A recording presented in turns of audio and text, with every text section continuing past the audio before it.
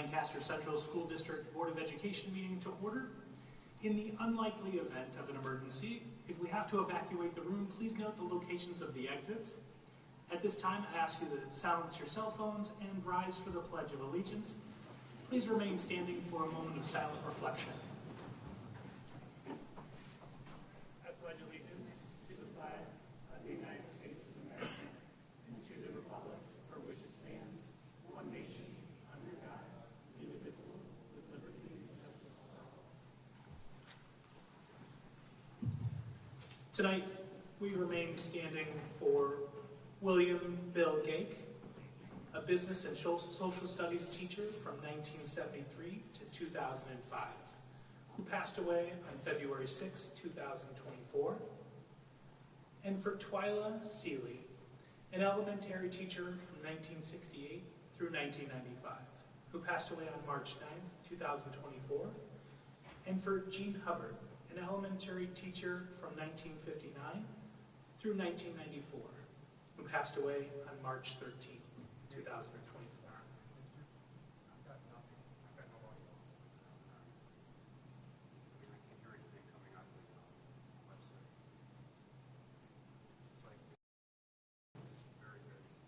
Thank you.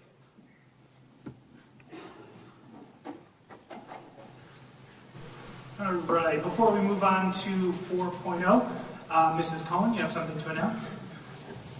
Yes, thank you, Mr. Sage.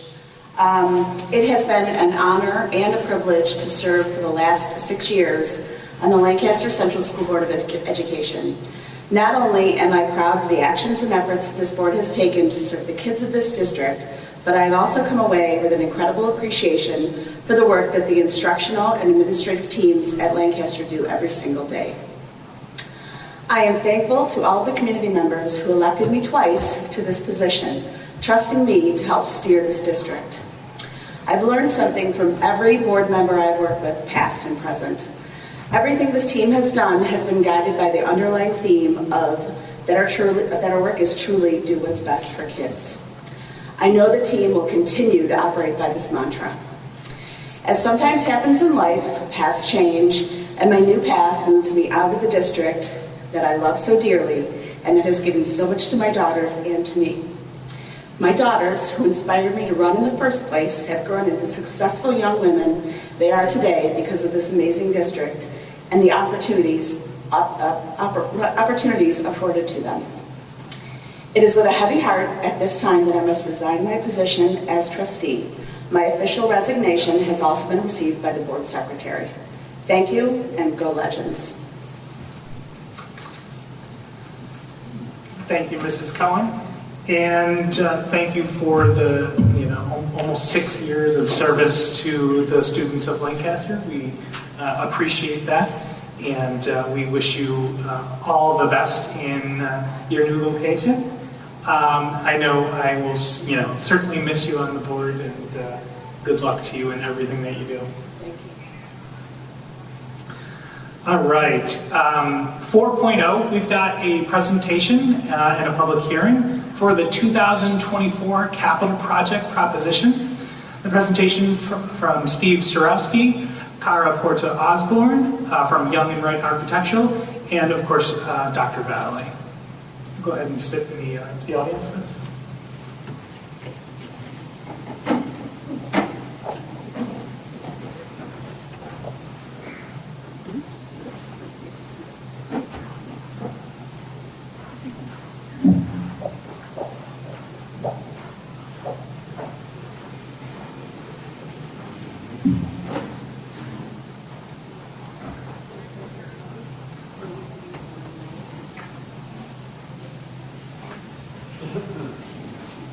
So right there.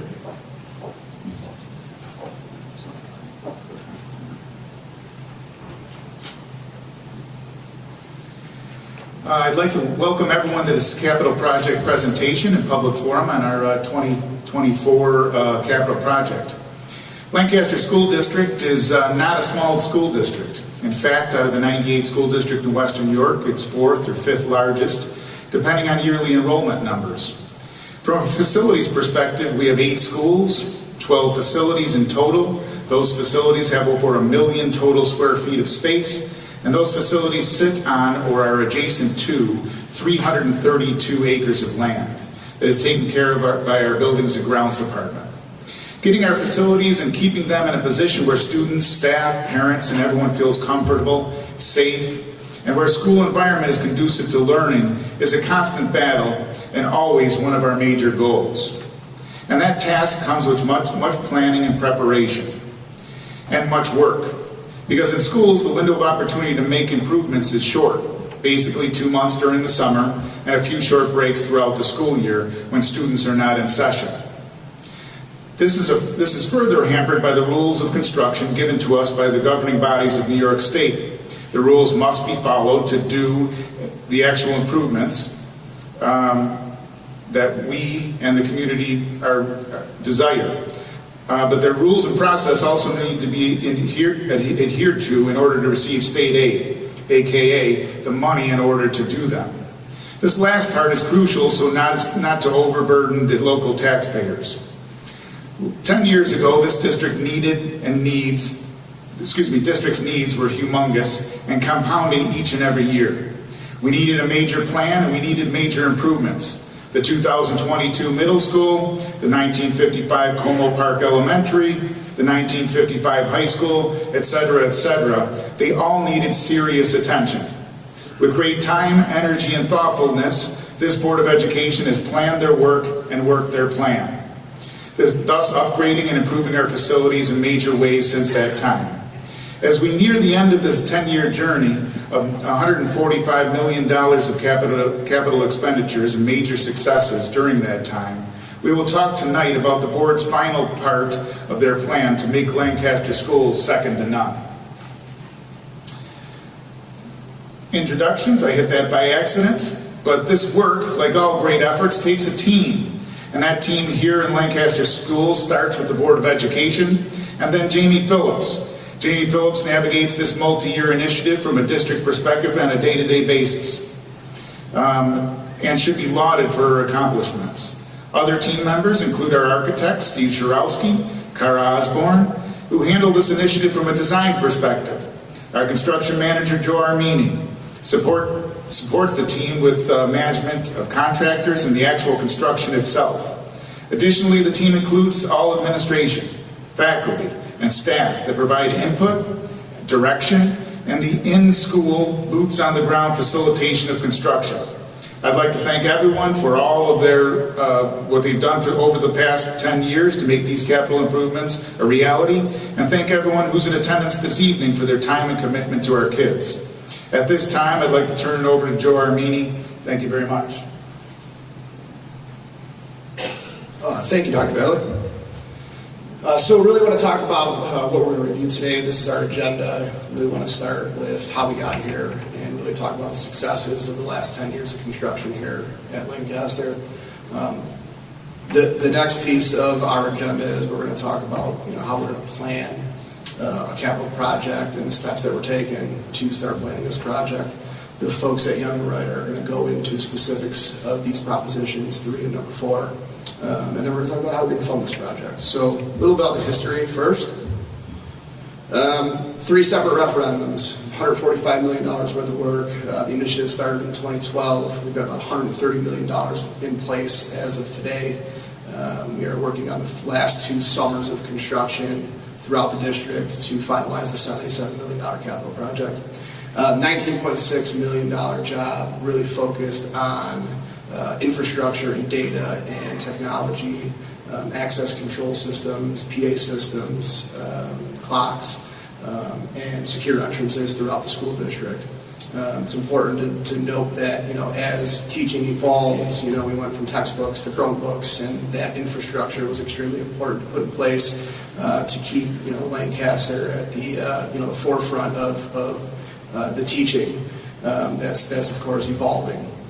The $49.6 million job evolved or continued those initiatives at the other schools. But what was really focused here at the high school. A lot of the work took place at the high school, but was first started by the master plan to move the transportation building over to Walden Avenue. It's an 18-acre site. It was a farm 18 inches of topsoil through the whole thing. You guys drive past that now, and you can really see, what we've done with that space. 130 buses and houses, and of course, with the growing enrollment, having that transportation building to support those needs is very important. That then allowed us to expand the North Gym.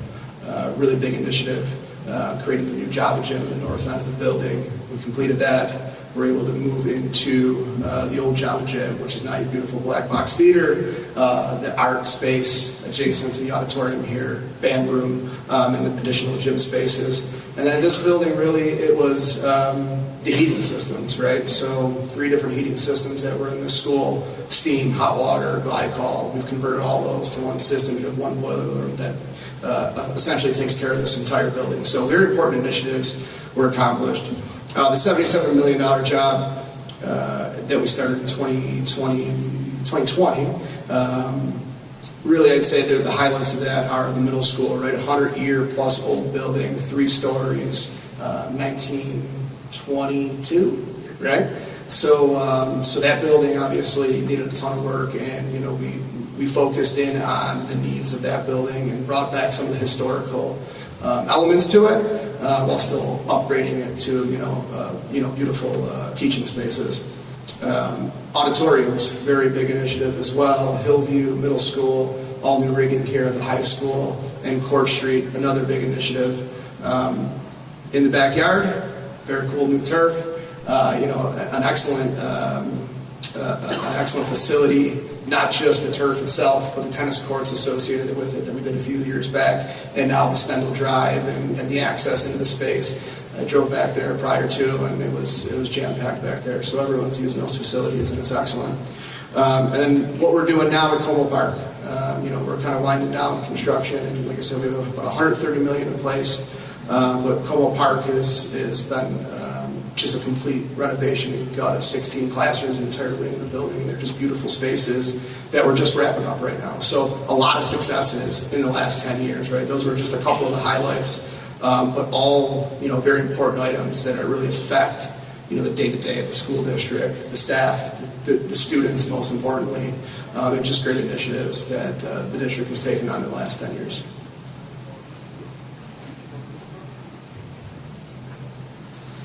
So every school district has their story. Lancaster Schools has their story. We're different from our neighboring school districts and those around the country or even around the state. Our problem is centered around 4 phenomena. The first 3 are the enrollment fluctuations that we have had, the central lab being the release valve during those times, and the unaided cost to open a 70-plus-year-old school.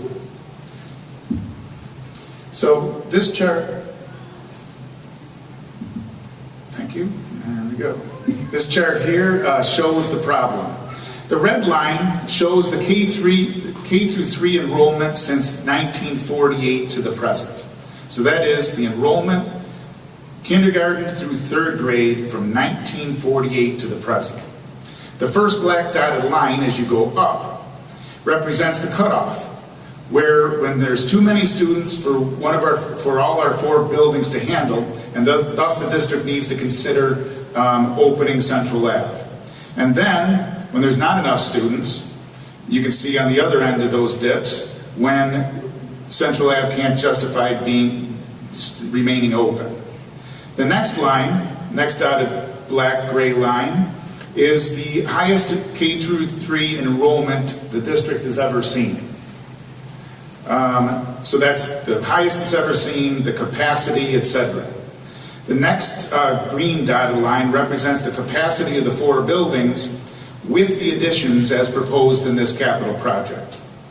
This chart shows a history of Lancaster and Western New York and probably certain other aspects of history. The town of Lancaster remained a relatively small second-tier agrarian suburb until post-war urban flight in the 1950s. So if you're looking at the right-hand side of that, you can see the huge uptick of population on the far left-hand side of the chart. At that time, Lancaster School District centralized and started acquiring and building schools in earnest to accommodate its growing population. Hillview, 1948, Como Park, 1950, Central Ave, 1950, Court Street, 1955, the high school, 1955. Over the past 75 years since that time, our district's student population, like that of Western New York, has continued to fluctuate up and down. At times, Lancaster schools have been stretched to the breaking point. For example, many of you in the audience tonight might have experienced the double sessions at Lancaster High School in the 1970s. At other times, plummeting enrollment has required painful cuts and closures. During each one of these times, the elementary school's students' level enrollment release valve was Central Ave. In fact, Central Ave has been opened and closed a total of 4 times. And each and every time Central Ave has opened and closed, it has upset families and children, resulted in layoffs, coerced redistricting, wasted money, and burdened local taxpayers. While Central Ave itself is not the problem, it's the small school with the big heart, but it does present 2 major problems. First, it prevents the diseconomies of scale. And that's a dilemma, meaning that because it's so small, it's inefficient and consequently not cost effective. For example, with only 3 classes of kindergarten at Central Ave and 51 students, does the principal in the district run 2 classes of 25.5 students or 3 classes of 17? So the principal and district really have only those 2 options in a small school like that with 3 classes in each grade level. This wide variation provides limited options and is in stark contrast to the economies of scale and efficiency of a larger building like the high school or William Street Elementary School. So William Street Elementary School, for example, could have 447 students in 6th grade. The decision there is, should the district run 18 sections of 6th grade at 25 students per grade, or should we run 19 sections at 23.9, or 20 sections at 22.4?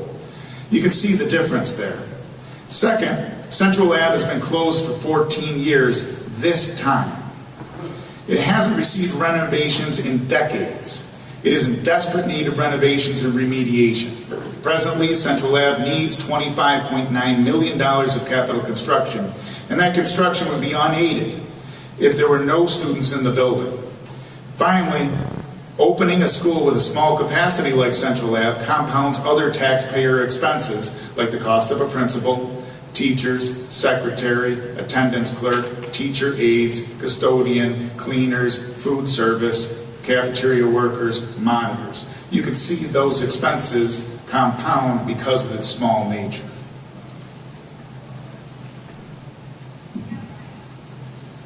The other connected part of this 75-year problem is the complex adjacent to Central Ave Elementary. The J. Norman Hayes District Office and the surrounding outbuildings include the Personnel Office, Buildings and Grounds, and the Cold Storage Warehouse on Central Ave, and they all date back to the early 1900s. And they're all in dire need of renovations. These buildings are not handicapped accessible, have frequent failures to mechanical systems, heating, plumbing, etc. And all expenditures to these buildings is extremely expensive. Presently, the cost is $17 million, and it is not aided by New York State. Thus, at 100% cost to Lancaster taxpayers. Let me repeat that. Fixing those buildings will cost $17 million and will not be aided by New York State, and thus 100% falls on Lancaster taxpayers. The smart and most cost-effective strategy utilized by our closest neighbors, Clarence, Alden, Depew, Iroquois, etc., and literally hundreds of school districts across New York State and thousands across the country, is to move the offices into schools. By doing so, all construction and improvements become aidable. And they not only become aidable now, this year, but 5 years down the road and 20 years down the road. Everyone in this auditorium understands that roofs don't last forever. So that's not only aidable now, it's aidable in 20 years when that roof goes again. That makes sense. The Board of Education recognized these issues and started planning 7 years ago and set out an attempt to solve these issues.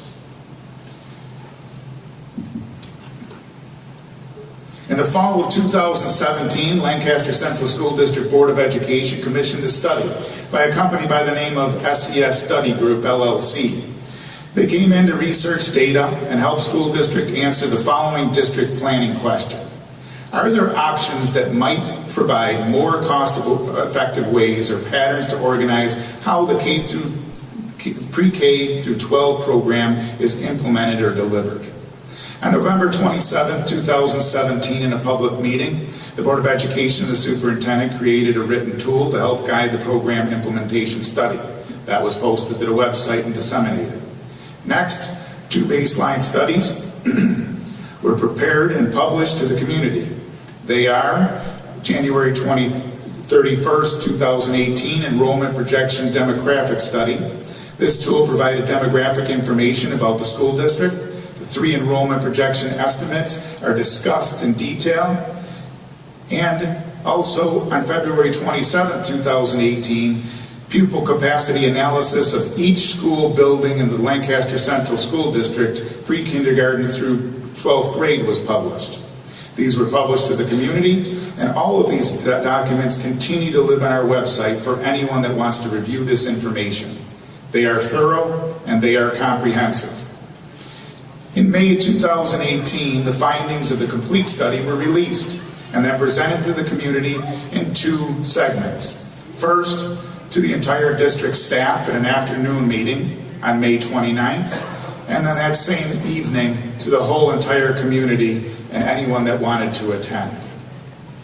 The Board of Education then publicly invited resident community members to volunteer and apply to be members of a community focus group to meet on June 16, 2018, to discuss and analyze the 4 scenarios that the study presented. 48 volunteer resident community members worked together at the focus group meeting on June 16th. The purpose of the community focus group was to listen, to record the information, and the data-driven perceptions of the community members that as they reviewed, discussed, and listed additional opportunities and challenges suggested by the various option scenarios identified by SES. The final implementation study was posted to the district website in June of 2018. The results of the focus workshop became one more valuable tool for the Board of Education in its deliberation on how to best to implement the program and at what grade level configurations and in what school buildings. The board took all of these suggestions into account, incorporated all of these ideas and suggestions as it proposed and passed the $77 million capital improvement plan in the December of 2018. The reason for that was to obviously make sure that we got the community input on that design, so we would go and build, design, and start planning for it for 2023, but at the same time make alterations if opportunities existed in the December 2018 project. The board accepted the community focus group's recommendation for grade configuration and then charged me, our architects, construction management team, to begin the process of designing and submitting to State Education Department the next capital project 5 years later, which was 2023. The board has received updates and presentations each and every year since that time. At this time, I'll let Jamie talk about the solution.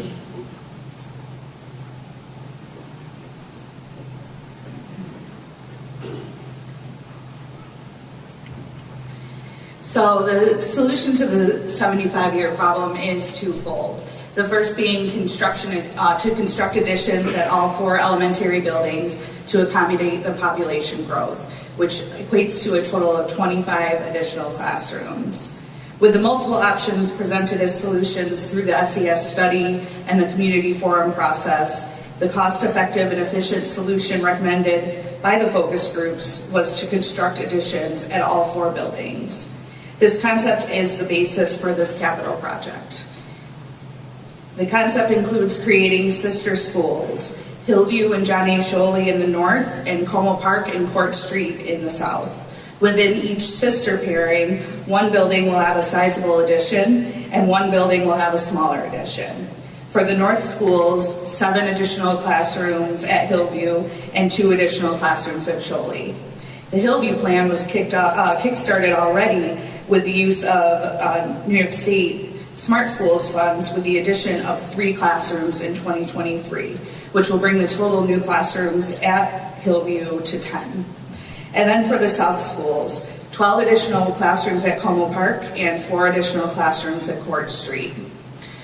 The second piece of the solution is to relocate the district offices and operations to William Street School, and then construct classroom space to offset the space that was allocated to the offices.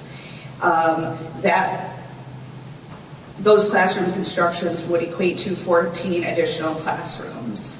This plan is cost-effective and efficient in today's dollars for the reasons already explained by Dr. Valley, and future dollars as transitioning administrative offices into a school building makes future renovations on the space also aidable.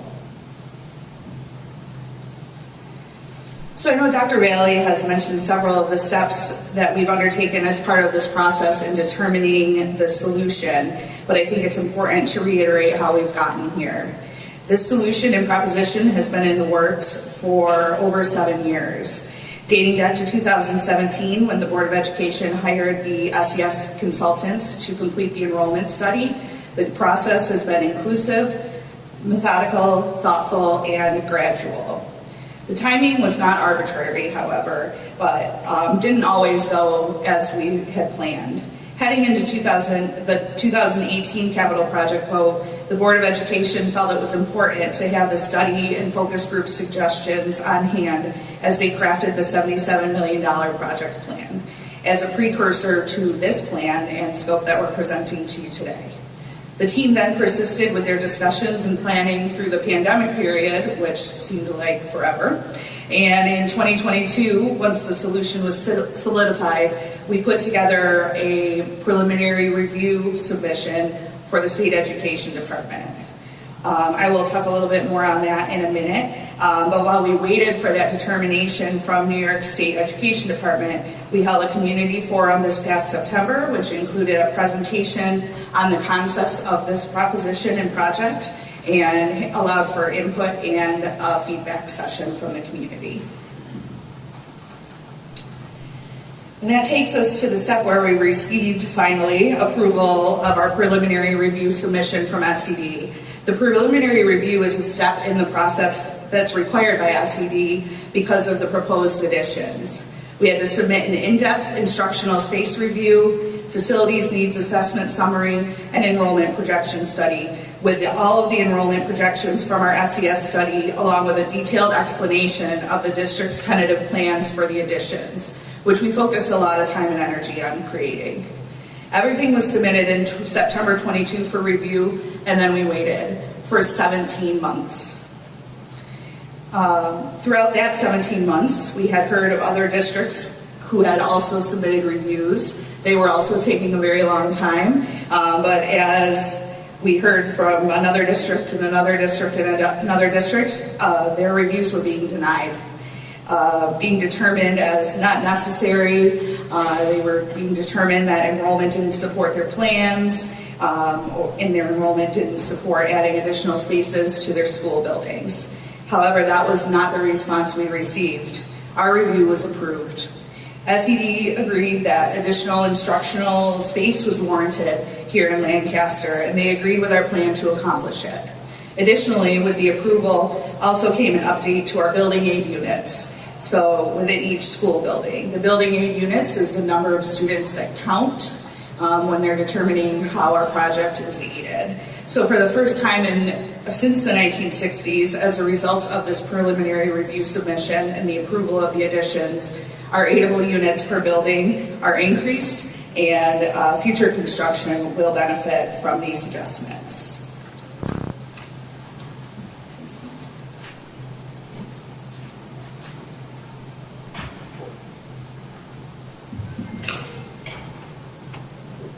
So as Dr. Valley and Ms. Phillips explained, the inception of this project stems from the 75-year problem and coming up with a solution for it.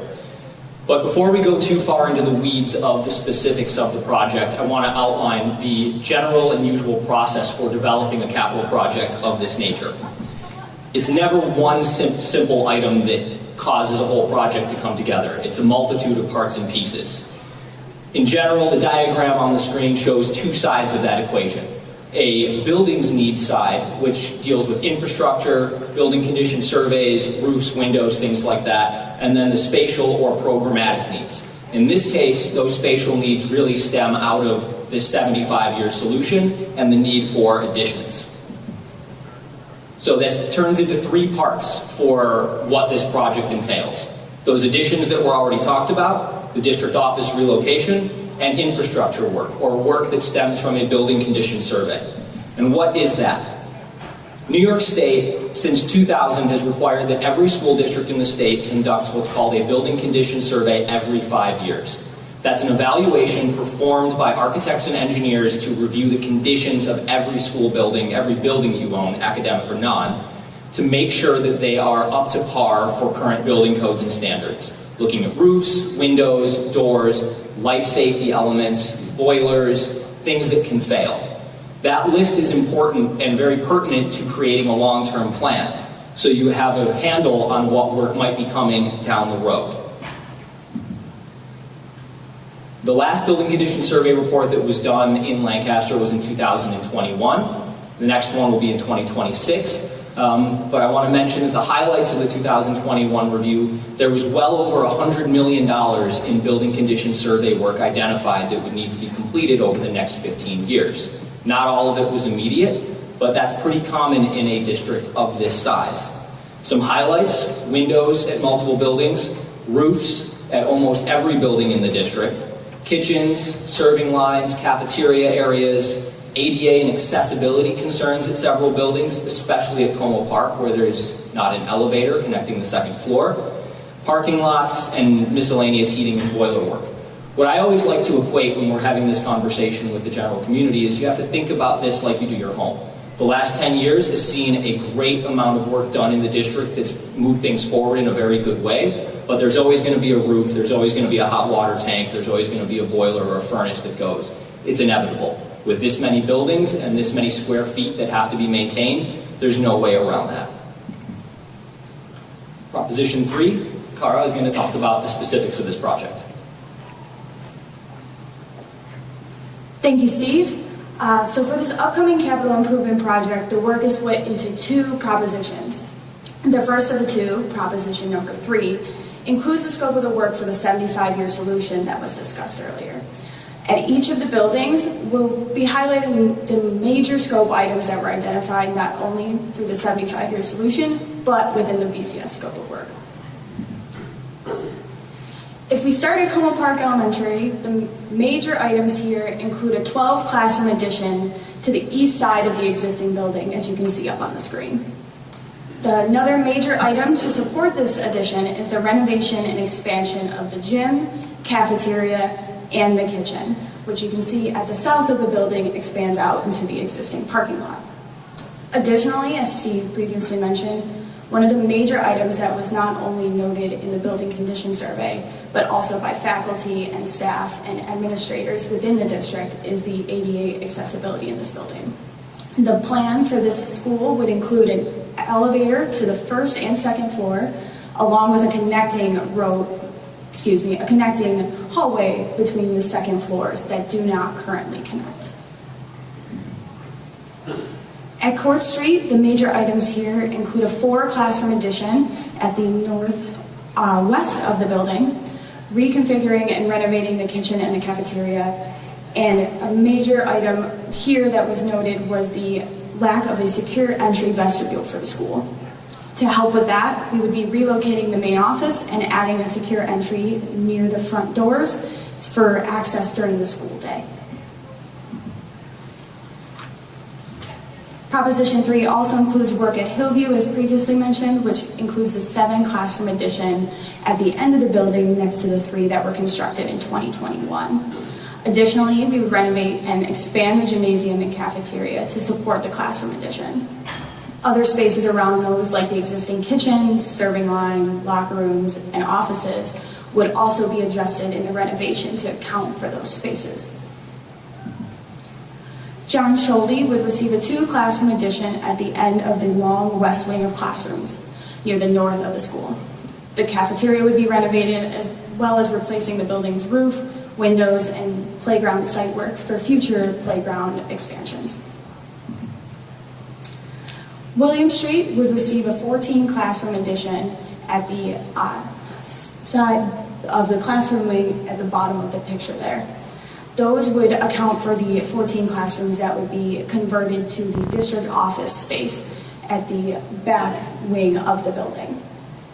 There would also be a separate parking lot and access road for the district offices and separate areas for those spaces. Additionally, a walking trail for student use would be constructed as well so that both the cross-country teams at the middle school and the high school could use it, and as well as the students at the building. At the middle school, a drop-off and pickup loop would be constructed at the rear of the building for parent use. HVAC upgrades would be added to the technology classrooms, and we would also be working through the building's roof and windows throughout the various eras of that building.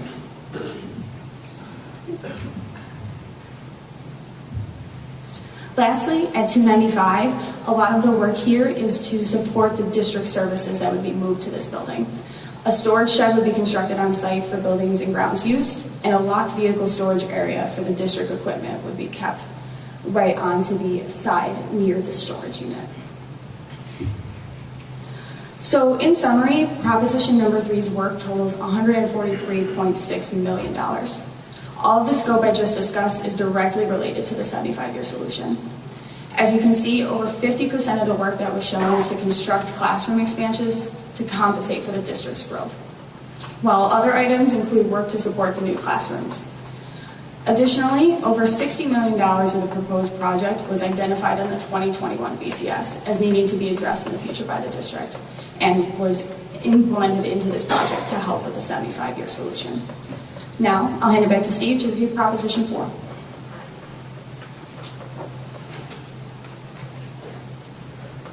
Proposition 4 focuses exclusively on the high school, on this building and the property here. So let me start first by taking everyone down a little bit of history and memory lane, going back about 10 years ago at the inception of what I'm comfortable now to say was sort of a master plan for this property.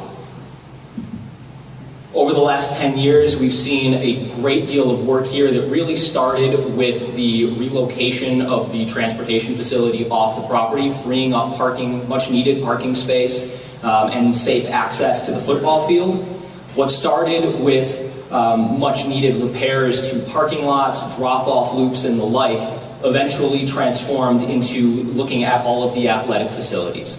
Working from the building out in a logical manner so that work would never have to be cut across or built across in the future. The tennis courts, followed by parking lots, followed by the new turf field and Stendhal Avenue and the additional parking that went in last year, which with this proposition would culminate with the construction of a turf baseball and softball complex to the east side of Stendhal. In addition to parking, storage, ADA accessibility, as well as a loop at the back end so that buses could drop off kids safely and turn around and get back out for athletic events. In the building itself, the work includes things like roofs, windows, doors, and programmatic needs that were brought to everyone's attention from meetings with the staff related to the counseling center, the lecture halls, and other interior spaces that need to be brought up to 2024, 2025 standards for academics. So in short, all the work at this building totals about $34.3 million, with about a 50-50 split in that value between the site work and the interior work. It's important to mention here, and we'll talk a little bit later about finances, but any expenditures to site work have to be paired with work in the building. You can't just replace a parking lot or put a turf field in place. You have to do work in a building, otherwise the state will not give you aid on that work. I don't make the rules, that's just how the New York State Education Department works. So this project was specifically structured so that there would be work paired in this proposition between both the exterior and the interior of the building.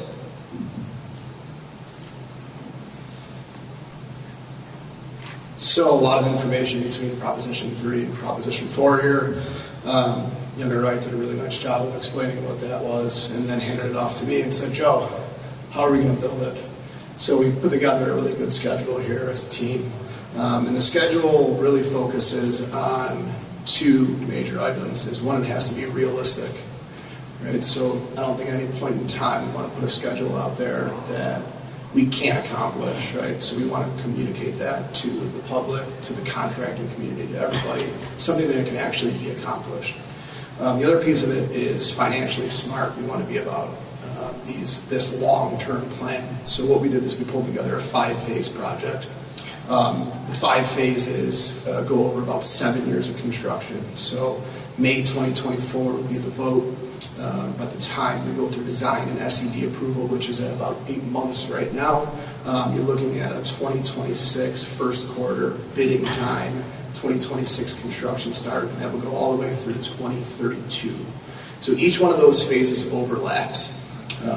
Because of the amount of work, $177 million in total here, the amount of work, every project is either 2 years or potentially 3 years long, summers-wise, where we would be working in these schools. So we want to be efficient about how we're building these jobs. So phase 1 and phase 2 stagger, phase 2 and 3, and so forth. So there's really only 2 summers, which would be the first summer and the last summer, where the work would be taking place under one phase at a time. At any point in time, we're in between 2 and 4 buildings while this is happening. So the important thing is to understand that we can't impact your day-to-day, right? $177 million crammed into a very small timeline isn't really going to work. So understanding and working with the district for the last 10 years, we built this schedule knowing that we can be in certain buildings at certain times, and we try to be as efficient as possible with it. The fiscally smart part about this is the fact that, and I think Steve's going to go through the MCAs next, but the MCAs, your maximum cost allowance for a school, is based on your enrollment in the building aid units that Ms. Phillips had identified. So that maximum cost allowance is the amount of money that you can spend on construction that is aidable by the state. And each building has a maximum cost that you can spend. However, as you use those funds, the money goes away and it gets reset every 5 years. So if you do something today, that money cannot be aidable, or you can't use that for a construction project for 5 years.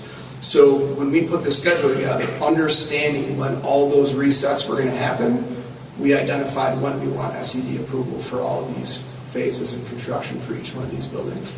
So between a realistic schedule and it being financially smart, we think it's a responsible schedule, which ultimately becomes a responsible project.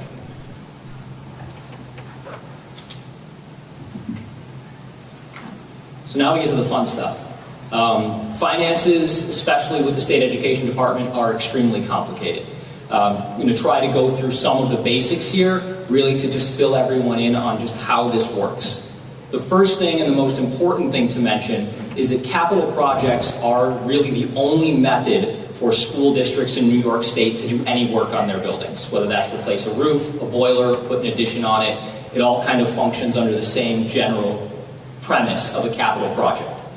The good news about that, and the good news about New York State, is that New York State is willing to help aid and fund these projects to a point.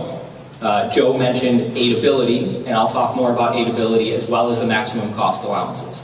So for Lancaster, for every $1 spent on aidable expenses, 74 cents approximately comes back to Lancaster. That means that the remaining 26 cents has to be paid for in another fashion, what we call local share. Anything unaided could include an excess expenditure over maximum cost allowances, or certain types of work which the state does not deem aidable.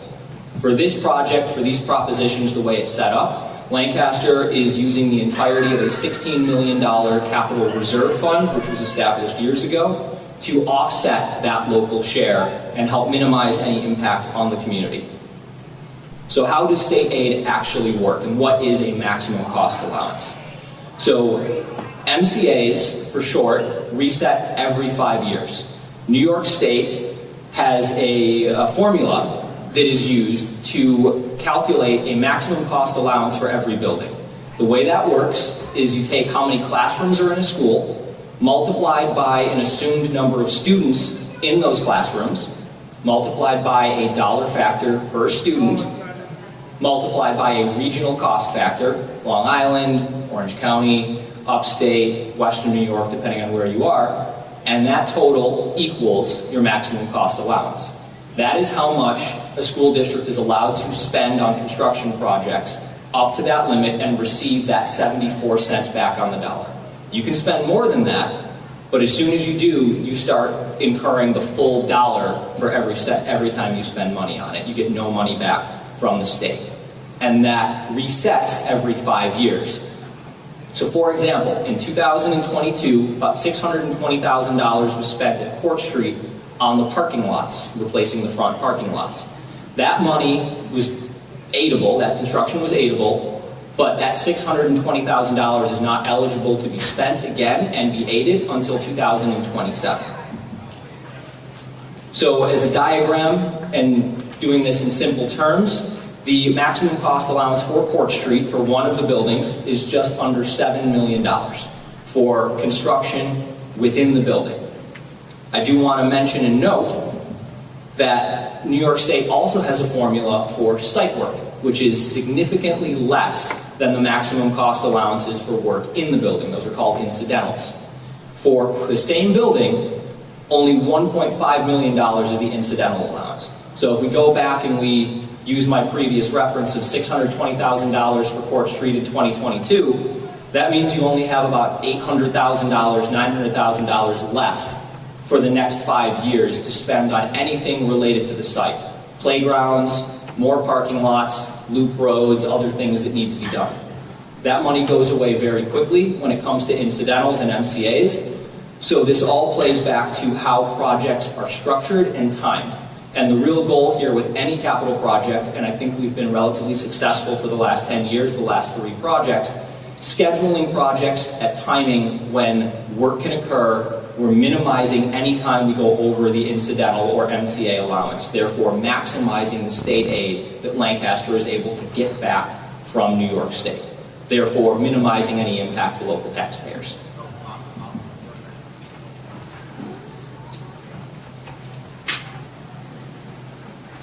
Final piece, thanks for sticking with us. So with respect to funding this project specifically, proposition number 3 on the ballot is authorizing the district to undertake a capital improvement project consisting of additions, renovations, improvements, and site work across the district's facilities at a maximum of $143.7 million. And $16 million will come from the district's capital reserve fund and be contributed towards that project total. The aidable expenses will be paid back at a rate of 74.4% and is paid over the course of 15 years for the renovation expenses and 20 years for the addition expenses once the construction actually begins. The project is financed using those same time frames.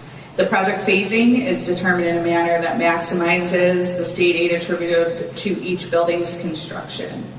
The local share is impacted by an average of 89 cents per $1,000 of assessed value starting in 2031 for an 11-year period.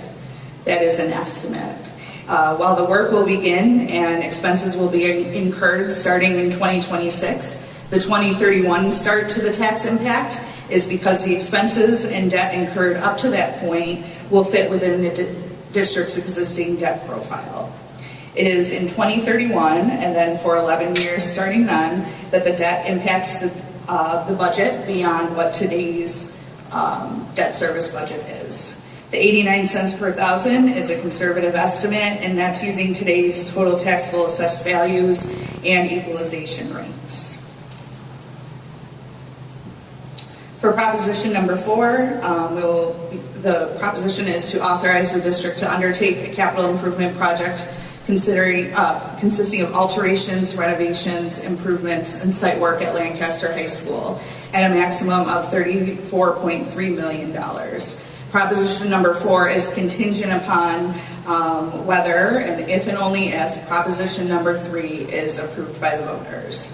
The aidable expenses for Proposition number 3 will be paid back at a rate of 74.4% and is paid over the course of 15 years because these are all renovations once the construction begins. The project is financed using the same 15-year time frame.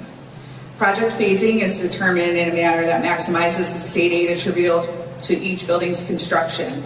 So with the high school site turf field work in 2023, 5 years out from that, as Joe and Steve both explained, would be 2028, and that is the year where you're planning to start the high school construction. The local share is impacted by an average of 38 cents per $1,000 of assessed value starting in 2029 for a 15-year period. The impact begins the year after the construction begins. The 38 cents per thousand is a conservative estimate, and that's using today's total taxable assessed value and equalization rates. And then just to reiterate that Proposition 4 being approved will only move forward if Proposition 3 is also approved. It is contingent upon number 3. Without approval of Proposition number 3, Proposition number 4 won't move forward. If Proposition number 4 is not approved, it will not move forward. And if neither is approved, neither will move forward. So that, I think, other than the vote information, the vote is Tuesday, May 21st, third Tuesday in May every year. The capital projects will be Proposition number 3 and 4 on the ballot, number 1 being the budget and number 2 being our annual bus purchase. And then we will also have our Board of Education trustee election that day also. So 7 a.m. to 9 p.m. in the Lancaster High School Java Gym right here in this building. So I know we've been a lot of places today with this presentation. It is clear that there's been a lot of thought put into this, and there's a lot of different facets that we need to consider in creating and putting together these projects. So we've done our best. Go ahead.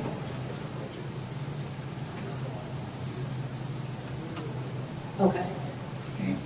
This is an important fact. The budget that is on the Board of Education agenda tonight for approval, that will then be presented to the voters for the May 21st vote, is at a $0 tax levy increase. So the budget to budget increase is 2.9%, but that comes with no tax increase proposed with that budget. So Proposition number 3, 89 cents. Our maximum tax levy this year would have been 91 cents. If we were to increase taxes, it could have gone up to 91 cents, but we are going out with 0. So in fact, we are going out with 0 this year. That 89 or 91 cents is not coming to fruition, but down the road in 2031, that's when this proposition would show up on your taxes. All right. So now we will do a public portion where you're able to ask questions. Maybe we sit here and then we can pass the microphone around. Okay. So if you have a question, raise your hand. Michelle, would you mind being our microphone person?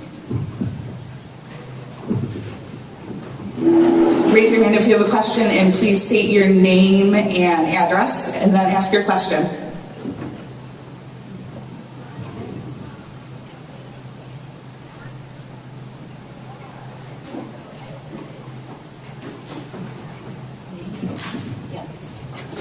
Christine Cruz, 7 Joseph Drive. I just wanted to verify, for William Street, there is still no plan to build a playground or not? Go ahead. We do not have a plan to add a playground to William Street. However, next summer, as part of our Phase 6 construction of our current capital project that's ongoing, will be some accommodations for play spaces for the students.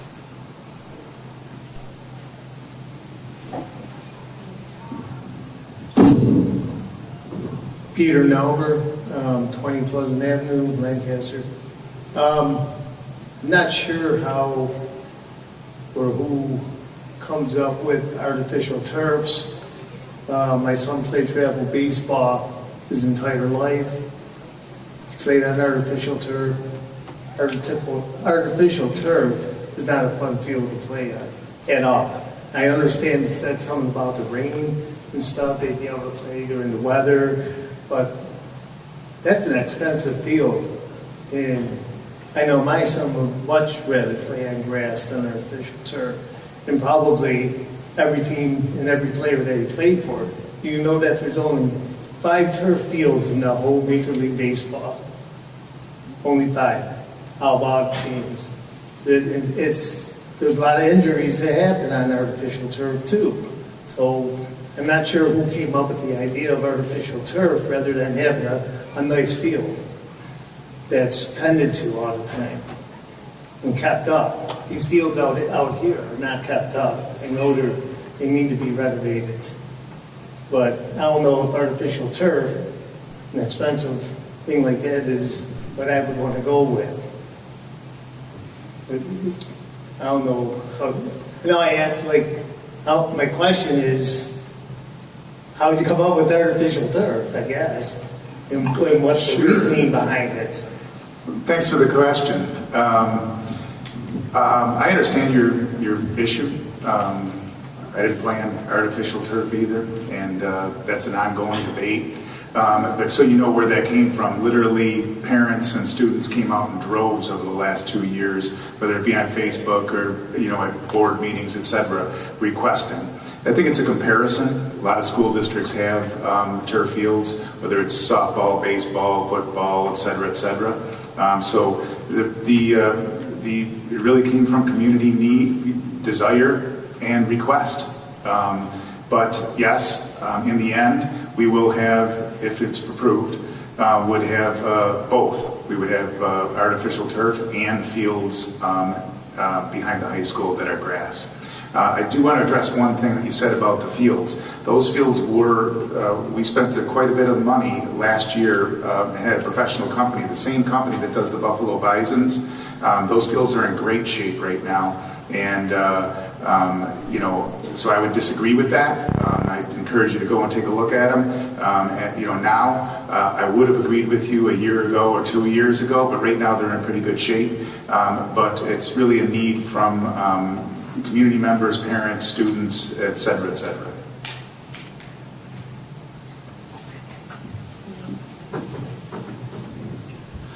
Hi, Dave Zinsky from 17 Lake Forest Parkway. Good to see everybody again. 2 questions.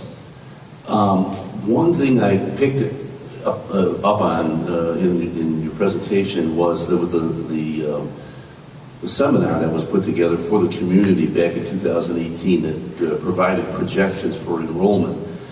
Being that you're adding so many classrooms, and I certainly understand the William Street extension because you're moving district offices there, you have the need for that. However, some of the other buildings, I guess I wonder, since projections were put out in 2018 for something that's going to be completed in 2030, the accuracy to the projection to that. And then what I wouldn't want to see is some of those classrooms not being used at that particular time because the projections were off. That's one thing.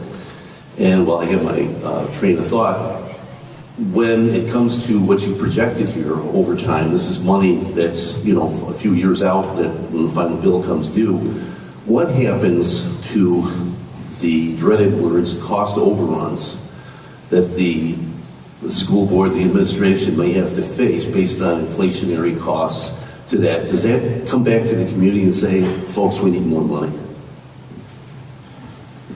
Yeah, I can address those, and Jamie, if you'd like to jump in. The first question, projections are not perfect. I mean, I've been doing this for 20 years, and you know that every year I stand up here and I give projections and whatever, and we've been pretty spot on for many, many years. But when you're talking about live birth data from Erie County, all right, to project how many kindergartners are coming, those are not exact. The SES study and the people that did the statistical analysis, they did a pretty good job. So far, those are on par and look good. But yeah, you can't predict or ensure that those numbers are going to be 100% accurate 6 years down the road. But what we're trying to do here is build capacity in our existing 4 schools to accept all the students, that the largest number of students this school district has ever had from a K-3 perspective. Now, will the school district have to move different things and whatever else? Yeah, certainly, potentially in 7 years, in 10 years, if those things happen. But what you're doing now is you're ridding yourself of 2 albatrosses that are extremely expensive, and to local Lancaster taxpayers to build capacity in ways that are aidable, in ways that are not expensive for Lancaster taxpayers. So I think that's the goal, but your projection thing is absolutely correct. If you were to call in SES right now and ask them, to say, can you ensure that that's going to happen in 10 years? They're going to say no, because they'd say that their things are about 5 to 6 years out, etc. So I'd say that. Second piece.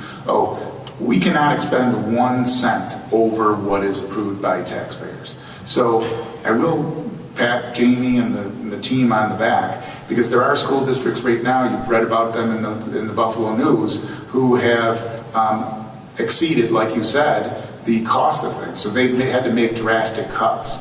So for example, if all of a sudden that happens, we too would have to make cuts.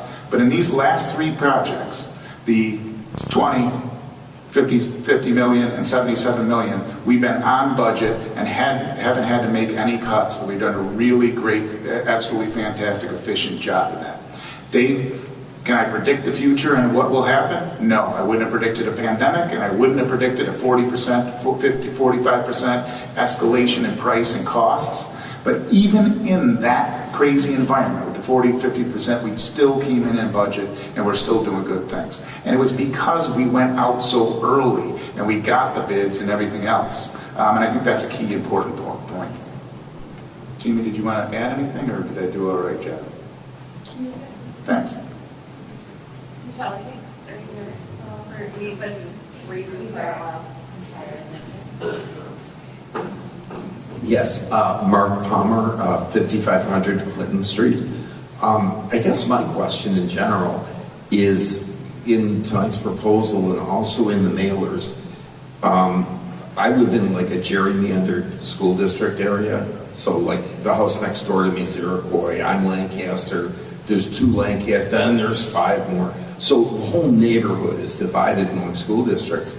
And I don't see in the mailers or tonight, like, there's never any input as far as what it might cost somebody who lives in Alma. And as you might obviously know, like, Alma does not assess at 100%. So my property, I believe, is $6,800. And you got to go through this whole formula, I mean, it is multiplied by 4, divided by 8, full moon at 6. I mean, nobody understands it, but I wonder why we're hiding this cost, because it seems to be hidden. It should be, when you do a mailer on every proposal, projected cost for Alma residents, and it's not. And it always seems like it's, it's purposely hidden, and I don't understand. Like tonight, I have no idea what this is going to cost. Myself, living in Alma, no even possible clue, and nobody seems to address it. It's just ignored, like everybody lives in Lancaster, which is totally not true. So I don't understand why the board doesn't address that. So let me address it right now. I apologize that you feel that way. Unfortunately, what happens is the vast majority of taxpayers are in Lancaster. And then there's a small percentage in Alma, like you said. Do you live South Lancaster? No, I'm in Alma on Clinton Street. Alma and Clinton Street, okay.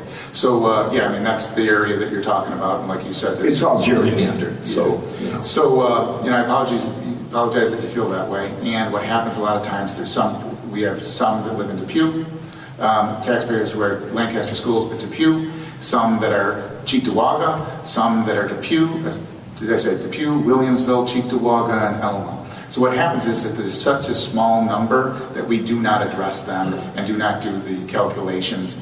And again, I'll apologize, we can always give you those numbers. Jamie can always give you the exact number for your particular house and everything else. Don't you think they should be published when you do a mailer? I mean, projected, I understand projected, but it's sort of a slap in the face all the time when you see these ridiculous numbers of like 29 cents. I mean, and there's no way for the average person without all of the formulaic, data to be close to figuring out what this is going to cost. So, I mean, especially like you're doing a presentation tonight, that should be on every slide where you're, that's why we try to come maybe to a meeting. I still don't have information on what I'm supposed to vote on. I just don't, and I just think, especially like I said, in the gerrymandered, one would think in a school district you might draw a line down Clinton Street and one side might be Lancaster and one side might be Iroquois, but that is not the case. It's completely gerrymandered, house to house to house. So all you can be sure of is if you have children, the children next door will go to a different school district. I mean, it's absolutely insane. And Lancaster, there's been petitions. Lancaster won't help, Iroquois won't help. We have to live with this nightmare in the neighborhood. So at least if I could see some reasonable cost projections instead of like trying to participate and being totally in the dark. Because I thought tonight at least you'd have some figures on what it's going to cost me, and you don't. So, I mean, I think you need to straighten this out because this is repetitive and sort of a slap in the face. It really is. I got to know what I'm voting on, and it should be published. It shouldn't be hidden. It should be out there. Point well taken. Thank you. Yeah. Mark, I really appreciate, first of all, your calculation of the Alma taxes, because that's what I feel like when I'm actually calculating the tax levy every year, like divide by Tuesday and add in a bicycle. So appreciate that. We always do in the budget newsletter every year for the budget, we do have an Alma tax rate, Cheektowaga tax rate, and a Lancaster tax rate, and I apologize that we didn't include that in the capital project newsletter. There's a few things I think we can do. We do have a web page on our website attributed to this capital project, so I think we can, even as soon as tomorrow, put up those figures for people that are in the other townships that feel like they need to see their numbers. And we also have the opportunity, the budget newsletter is still to come out, and there will be pieces in there about this capital project because it's part of the ballot. So we do have the opportunity to take your suggestion and put it into play for the budget newsletter that'll come out in a few weeks. So. Yeah, I mean, I do always get it in the final publication, but when you're proposing this 5-year expansive, it should be in the mailers on each proposition, and it should be here tonight. It really should be on the screen because, like I said, we're the disenfranchised red-haired stepchild. There's not enough of us to do anything anyway. And so whatever the voters of Lancaster do, we go along with it anyway. But it would be nice to know sort of what's going to happen,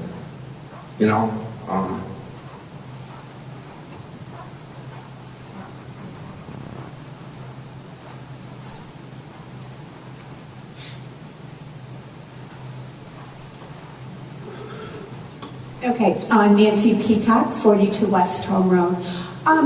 First of all, I'd like to preface that I believe strong education in schools create a good community. So I applaud you for what you're doing here. But my concerns are this. I've looked at what you've presented here today, and I've tried to go through some of the information, and unfortunately I wasn't able to get a look at the projections because I think that's important. But where I see a disconnect, and maybe you can answer this for me, is I've looked at the town's comprehensive master plan, and what I'm not seeing so much is what the connection is between the growth of Lancaster, particularly in the area of housing, which would allow for projections of new people coming in, and how that equates to school population. So as we know, a lot of the first ring suburbs are definitely slowing down. And that's usually the first ring suburbs are your first time home buyers, and they are moving to the second ring, which is really Lancaster.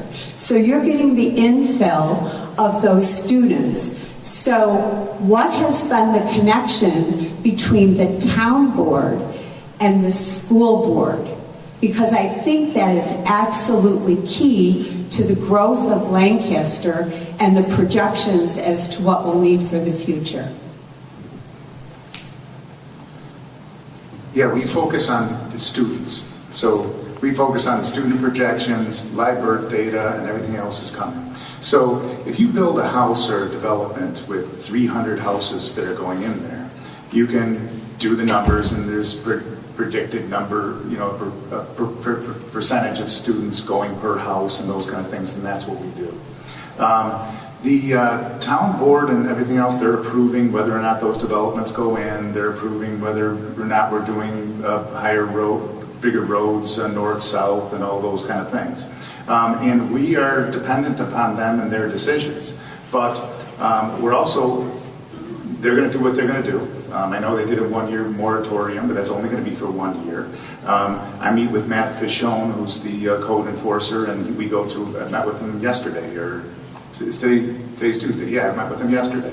And every single year we go through all the things that are happening in Lancaster. I got a big, huge map on my wall that's been there for 20 years. And he goes, and this development right here, there's going to be 200. And this development, whether it's projected to be 15. Every single week, month, whatever it is, they send over all the reports of things that are going in, the developments that they've approved, et cetera, et cetera. So as far as it also segues into the finances, it's important to know that even one-year moratorium isn't going to affect the school district. There's still going to be increased assessed valuation, and they project that and know that the private sector companies and those kind of things are skyrocketing here in Lancaster, which is only going to increase our tax base and help out the school district and everything else. So, that's the answer. But mostly, they're looking at it from one perspective, and we're going to continue to focus on kids and how many that is. And that's how many are coming and how many, and what we need to do as far as building our thing. I'll give you one example. And it's not only the town board. Remember, we're also incorporated into Cheektowaga, Williamsville, Elma, like that gentleman said, et cetera, et cetera. So it's not just the town board. So the apartments that went across Hillwood, that was a huge to-do, all right? So when that first came out, the school district and the Board of Education, we were communicating with them saying, hey, listen, what are those going to look like? Who's going to buy them? Who's going to rent them? Who's going to be, using those things? And are they going to have kids? And so we worked with them to have certain changes made to that. So we were confident that the number of students that we were projecting and those kind of things. So it's not just Lancaster, but it happens with all of them. And then we put all those numbers into our Unfortunately, what it appears is that you're being challenged and have to be reactive then to whatever the town is doing. And I have had a conversation with people from the planning board, and it gets to smart growth in a community.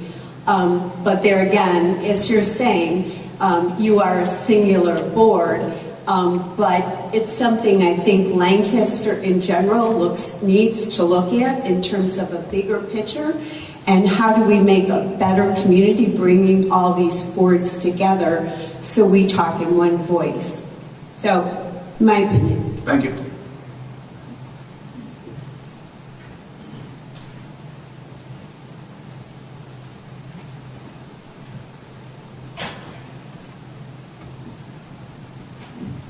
Peter Nelber again, 20 Pleasant Avenue. I had a question because I was reading about all this stuff. My wife gave me some material to read. But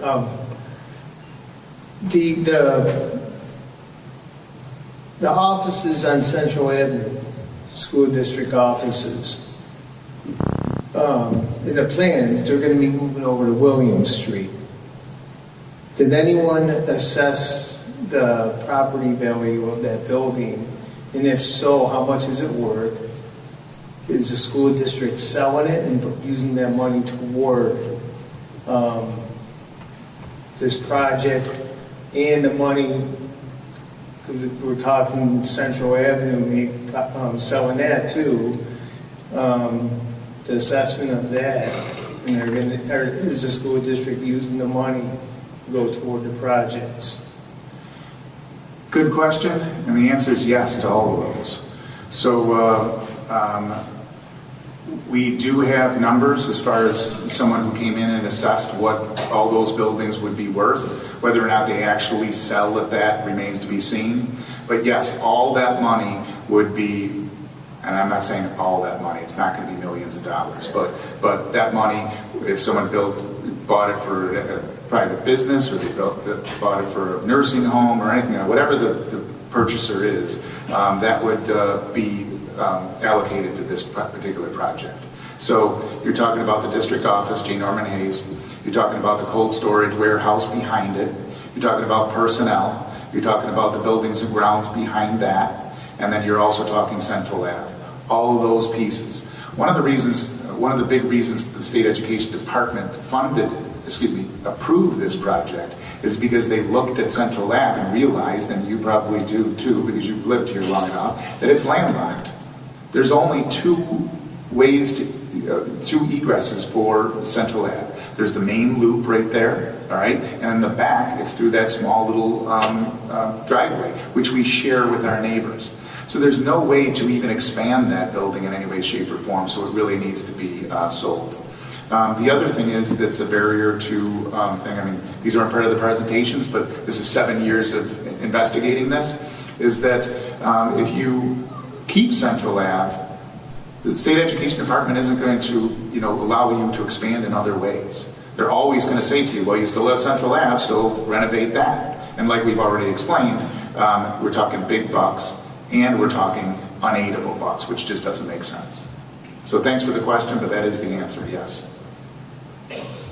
I think it's important to note that we're not really including that as part of our presentation because, number one, everything else would have to be built and moved before we would even be able to consider that, so that's very far down the road. We don't know how long it would take to sell, but just so you know, we're governed by a very specific process in selling any school district property that would require, at the time that we were ready to put it up for sale, an appraisal, that we would only be able to accept certain offers that are of fair market value. So there's a whole process to that, and then also part of that process is that the proceeds would be used towards the debt of the project. So even if we incur that debt between 2026 and 2032, if we sold it in 2040, because that's when it ended up selling, we would then just use that money to pay down the financing that we have in place.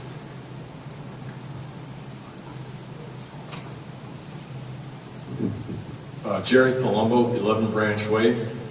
To follow up on what this fellow was saying, and it's too late really for this proposal, but instead of projecting costs as cents per $1,000 of assessed value, if information could be given to say as to what the annual cost increase is going to be per household for an average house, I think that would be a lot more meaningful for people. And off the top of your head, does anybody have any sense as to what that would be for Lancaster? What those dollars would be per year for an average house?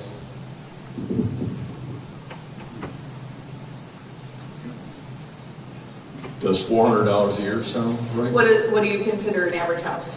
$300,000 assessed value, which is probably pretty good for Lancaster, maybe a little low.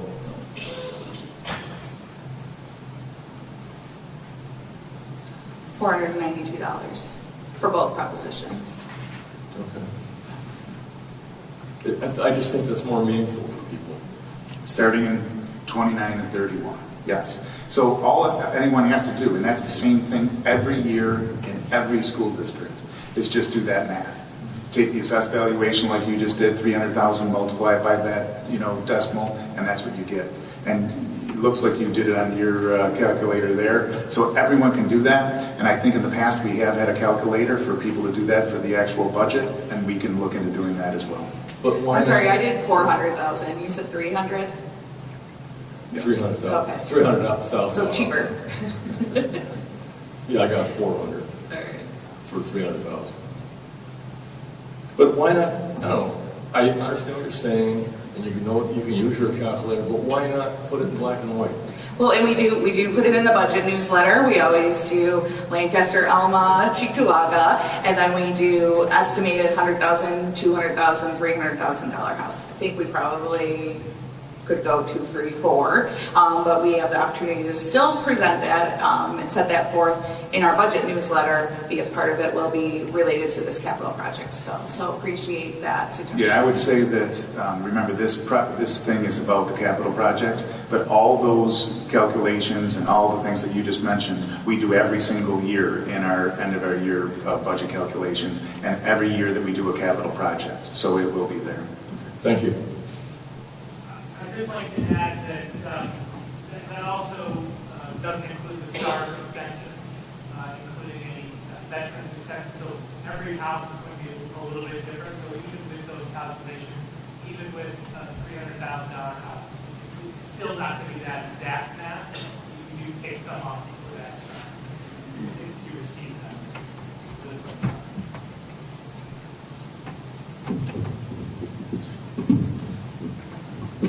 Hi, I'm Sue Miller, Fine Country Place.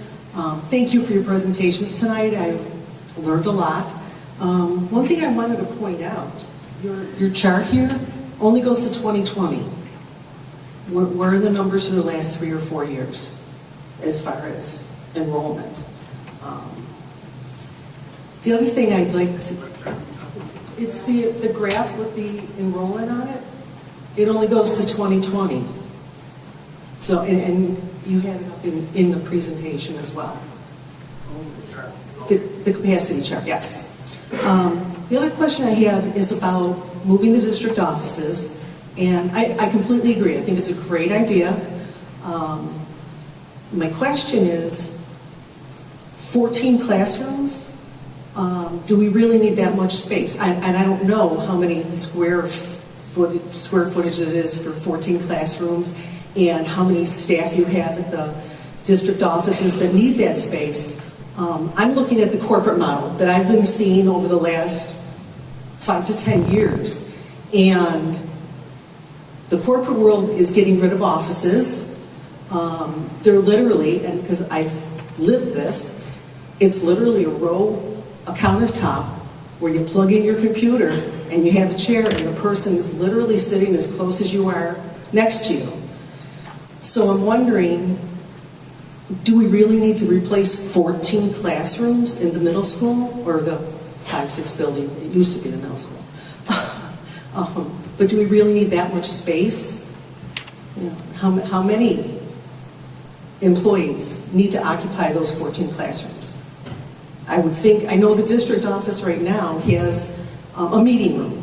You wouldn't need to replace that because you're in a school. You can go to the auditorium or the cafeteria or the cafetorium, I believe it's called over there. Steve, you want to address that one?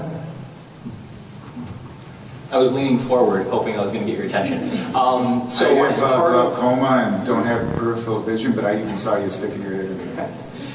As part of the whole process over the last 5 years, we ran every calculation and then probably 10 more that you could probably imagine, looking at the existing square footage of the current district office, which does occupy the basement space as well as the first and second floor, the spaces that are being used currently in Central Avenue for office space, as well as the administration building or area outside in part of the old maintenance building.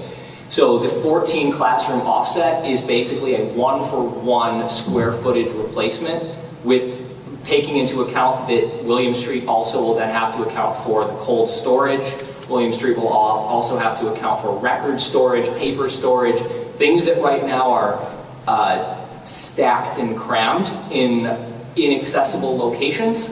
So the numbers were run and looked at it and said, well, it made sense to take over 1 floor of William Street in the back of the building, in that back pod on the second story. And that's just the number of classrooms that were taken over, so it's a 1-for-1. But we compared all the usage and ran through preliminary options for how many offices were going to be needed, who was going to be where, what were the adjacencies to try to come up with efficiencies, and that was what we came up with. Okay, but 1-for-1 doesn't answer my question as far as, like I said, what the corporate world is doing is literally cutting down size on space. You know, everybody doesn't need an office. Obviously, sir, you need an office. But for the most part, you know, people literally just do their work at a countertop. You know, and it saves space. I would say it's a little bit different than the corporate world in the educational perspective. We do work for both developers and private markets as well as for K-12 education. To your point about, you know, the conference center being able to be used and using a cafeteria or an auditorium, the intention really would want to have the district office functioning independent of the students, so that no district office personnel, visitors or otherwise, would be wandering through the academic corridors during the day to use a classroom, a conference room, or a cafeteria or an auditorium space for safety and security reasons. Well, I was speaking toward like this meeting. That's really what that room is used for mostly, right? For board meetings. So, I mean, we're here tonight. We're not interfering with any classrooms, any education going on. I'm just wondering. I don't know what room you're talking about, but you're talking about the room in the district office? Yeah, I think it's... Yeah, so let's just talk about the district office. We're talking 1900, the sewer goes, it stinks at least one time a week. There's no air conditioning. There's no handicap accessibility. There's like, if someone breaks their leg, you know, they're literally going up and down the stairs on their butt, all right? Those kind of things. As far as the actual space, the business office has 7 women, and I do not think it's too far off from the, you know, this kind of spatial pieces that you are recommending or thinking of. Upstairs in the district office, the director has like a space that's, you know, not too far off of a closet. So that 1900 building has been amalgamated and changed and adapted to 2024 people, space, those kind of things. And that's even with being one of the most administratively efficient school districts in Western New York. And we've been on that list, #1 in Western New York for about 34 years. We might move down a little bit most recently, but I don't see that as a wasted space or a poor expenditure of money. Additionally, there are things that even shock me that we need to keep personnel files and, you know, resumes and, you know, annual evaluations in perpetuity. So we have to keep records and things like that from 1950 and 1955, and they stay there, and we have to have access to them. And when certain lawsuits, certain things happen, or whatever, we have to be able to find them and be accessible and those kind of things. So I don't know. I take those recommendations, and I don't think that it's you know, crazy like everyone's getting a room this big and as the auditorium. I don't think you're saying that either, but I don't think it's overblown. Well, I was just wondering, you know, just the document we sent out didn't really have any information to say, you know, it just says we're going to take 14 classrooms. I don't know. I don't know that. Yep. So, and I get that this. I'm sorry. It's not a 75-year problem. I know that's a tagline that you're trying to use to make it more saleable. It's not a problem to have kids in school. You know, I lived through the 70s when there were split sessions here. Nobody died. Everybody got educated. No problems. My kids went to the schools in the 90s when special ed was held in a janitor's closet because the school board wouldn't listen to us and add classrooms. But now enrollment is going down. The birth rate is going down, you know. So I don't know. I have a hard time. I don't have a problem with maintenance. I have a hard time with expanding when we may not need it. or we probably won't need it.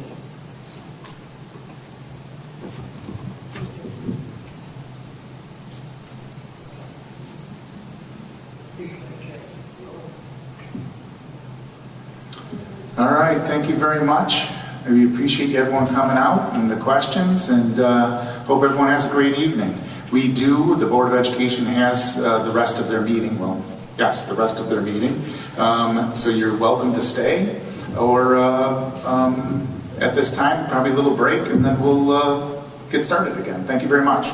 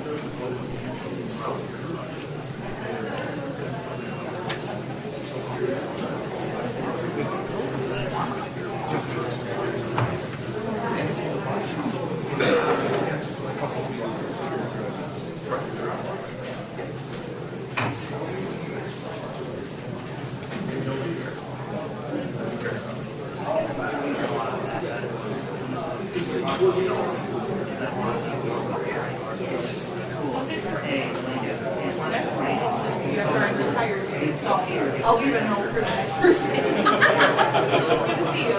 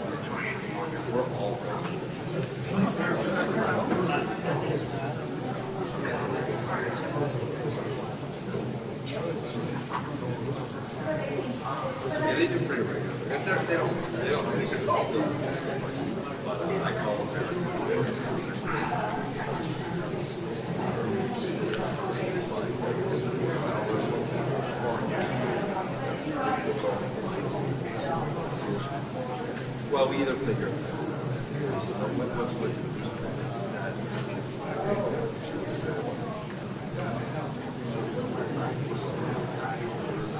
Oh, right.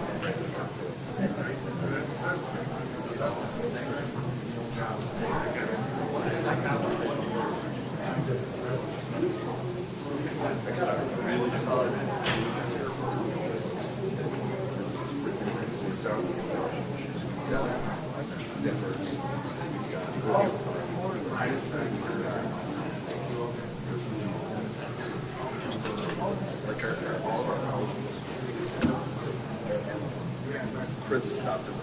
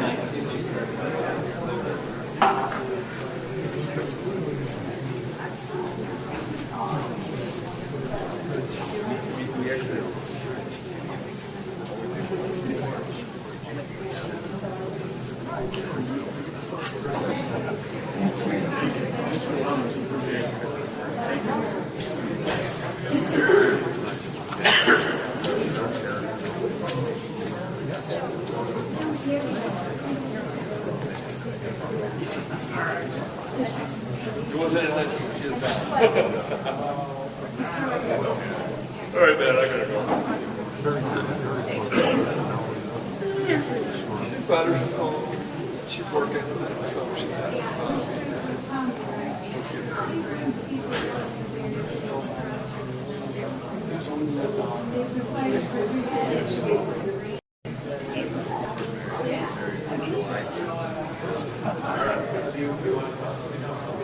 12.7 is a policy second reading, 7440, student voter registration and pre-registration.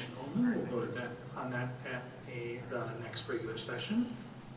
12.8 is a policy first reading, 1640, absentee, military, and early mail ballots. That's for information only. We'll vote on that at 2 subsequent meetings.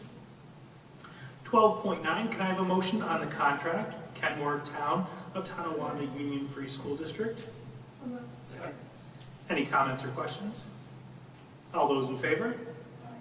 Anyone against? Motion carries.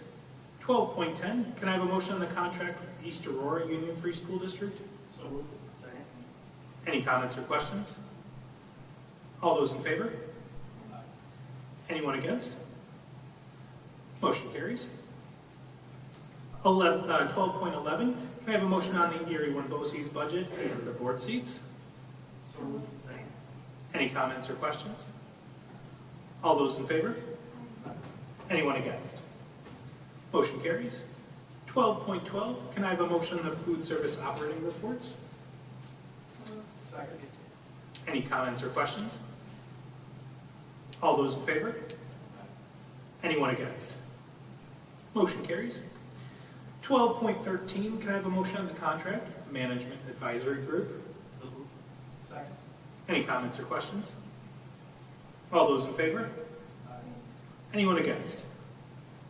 Motion carries. 12.14, can I have a motion on the contract with GPG Music? Second.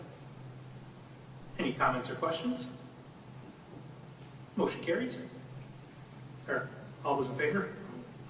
Anyone against? Motion carries. 12.15, that's been removed from the agenda. 12.16, can I have a motion on the contract with Sylvan Learning Center of Williamsville? So moved. Any comments or questions? All those in favor? Anyone against? Motion carries. 12.17, can I have a motion on the contract for parent transportation? Second. Any comments or questions? All those in favor? Anyone against? Motion carries. 12.18, can I have a motion on the AIA contract with Day Automation? Any comments or questions? All those in favor? Anyone against? Motion carries. 12.19, can I have a motion on the construction change orders? Any comments or questions? All those in favor? Anyone against? Motion carries. 12.20, can I have a motion on the surplus equipment? Second. Any comments or questions? All those in favor? Anyone against? Motion carries. 12.21 is a tax tertiary settlement with Walmart stores. That's for information only. 12.22 is a tax tertiary discontinuance with 6500 Transit Road. That's for information only. 12.23, our 2024-2025 budget proposal. Can I have a motion? So moved. Any comments or questions? All those in favor? Aye. Anyone against? Motion carries. 12.24, can I have a motion on the 2024 property tax report card? Second. Any comments or questions? All those in favor? Anyone against? Motion carries. 13.0 is our public hearing. Any person who notified the district clerk per policy 1514 may speak at this time. Speakers must first be recognized by the president and then identify themselves by stating their name and address. The time limit to speak will be limited to 5 minutes per person. All right, welcome to all who have come to observe this meeting this evening.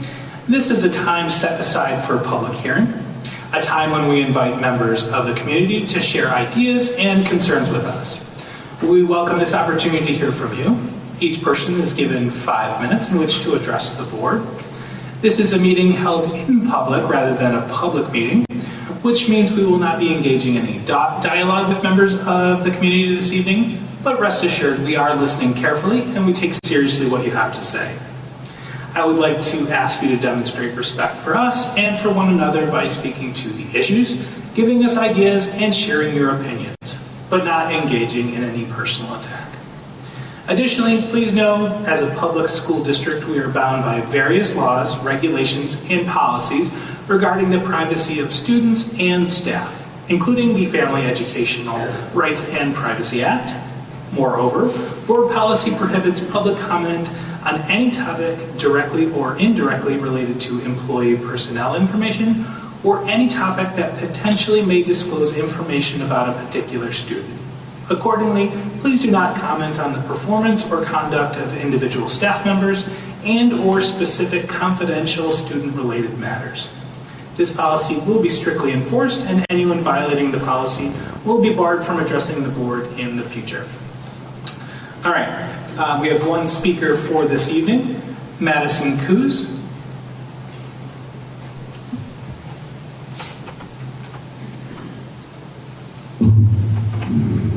Hi, my name is Madison Coos. For those of you who don't know me, I'm a junior at Lancaster High School. And a little background information, I'm in the Academy of Finance.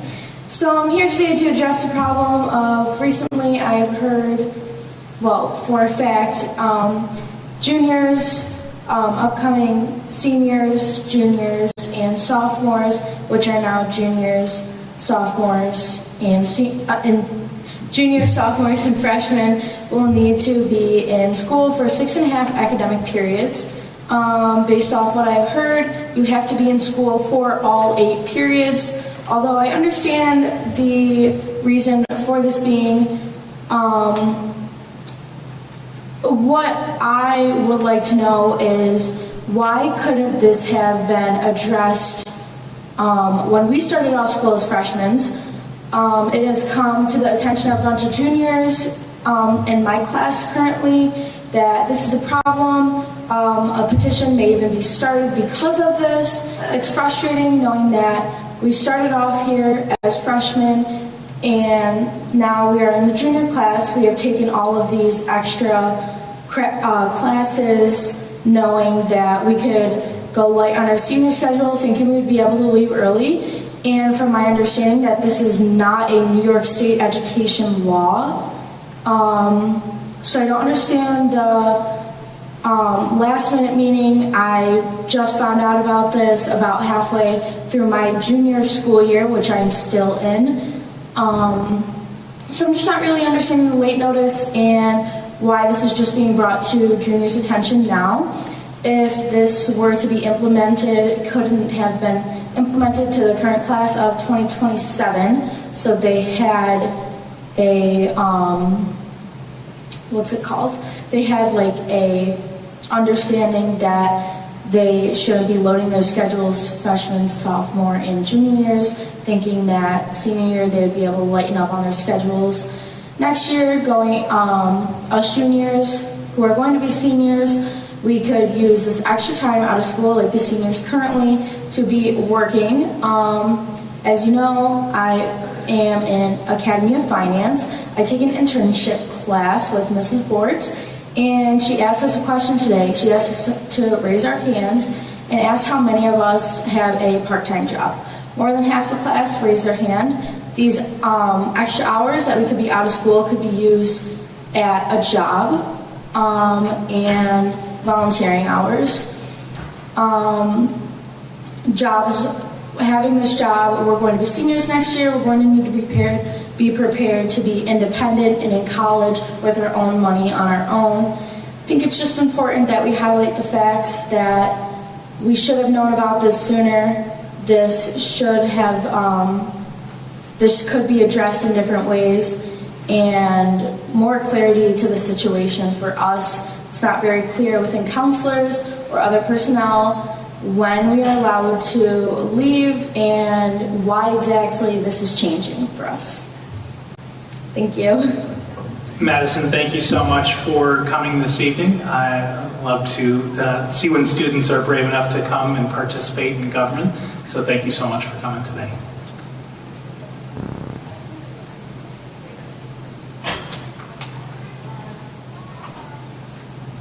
All right, 14.0 is an executive session to discuss the employment of a particular person. Before we go into executive session, which effectively ends the meeting for this evening, I do want to highlight our next meetings.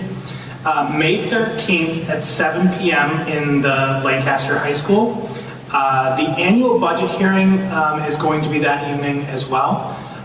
So we'll have the annual budget hearing, and then following that we'll have the regular session. Again, that is May 13th right here in the Lancaster High School at 7 p.m. All right, executive session. Could I have a motion to go into executive session? So moved. Second. Any comments or questions?